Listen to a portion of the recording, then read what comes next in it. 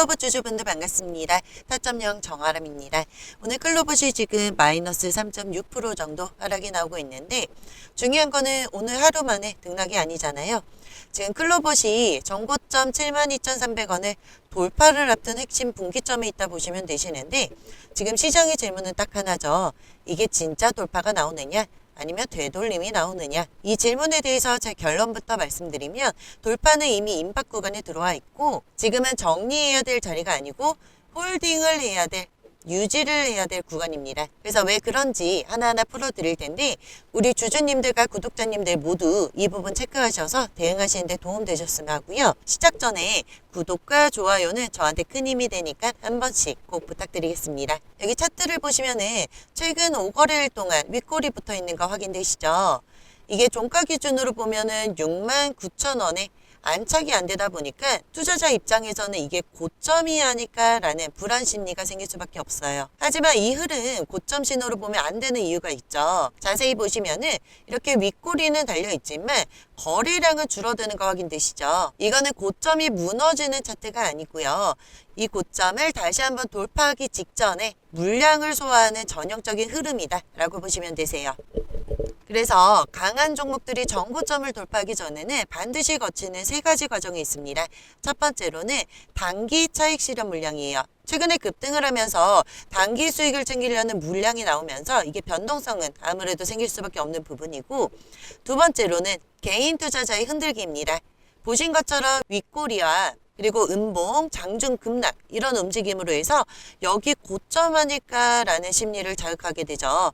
세 번째로는 저점 이탈을 통해서 투매가 이루어지고 거기에 급반전으로 해서 휩소가 일어나는 현상이에요. 이 과정에서 개인들은 저점 이탈이 되기 때문에 물량을 던지게 되고 그렇게 되면 메이저가 다시 한번 받아내면서 방향의 위로 전환이 돼요. 그래서 클로버는 이미 이 세 단계를 모두 다 거의 다 소화되는 상태다 보시면 되고 그래서 지금 나오는 조정은 위험한 조정이 아니고 돌파를 위한 정리 구간이라 보시는 게 맞습니다.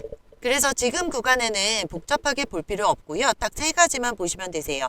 첫 번째로는 종가 기준으로 해서 69,000원에 안착하는 여부입니다. 장중이 아니고 종가 기준으로 해서 몸통이 69,000원에 안착하냐가 이게 핵심이라 보시면 되세요. 그리고 두 번째 구간은 64,000원 구간인데 바로 오늘 구간이죠. 이 자리는 지금 상승 추세에 대한 생명선이라 보시면 되시고 예전에는 이 생명선이 6만원이 기준이었다면 이 기준선 자체가 지금 64,000원에 올라왔다는 것 자체가 지금 추세선이 살아있다라는 증거가 되고요. 그리고 세 번째로는 6만원 최종 방어선입니다. 만약 시장 변동성이 조금 더 커지더라도 이 구간이 깨지지만 않으면 중기 상승 시나리오는 유지가 된다라고 보시면 되세요. 그래서 지금 클로버시 가장 중요한 거는 수급 문제인데요. 현재 거래량이 일시적으로 줄어들고 있는데 이게 나쁜 게 아니고요.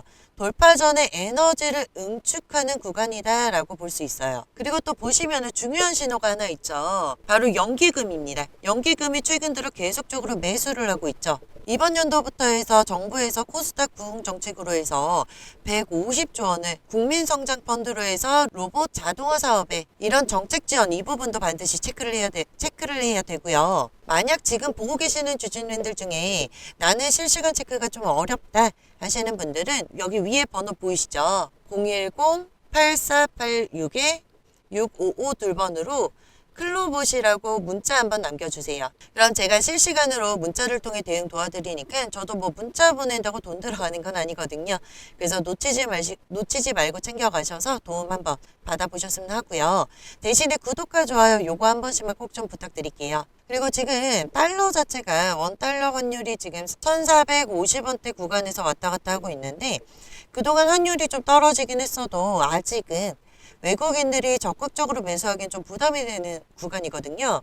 근데 그럼에도 불구하고 클로봇에서는 최근 들어서 외국인 순매수가 다시 시작이 되고 있다. 그리고 이건 단기 트레이딩이 아니고 의미 있는 포지션으로 자리를 잡고 있다라고 해석할 수 있어요. 또 최근에 그 대표이사 변경 공시가 나왔죠.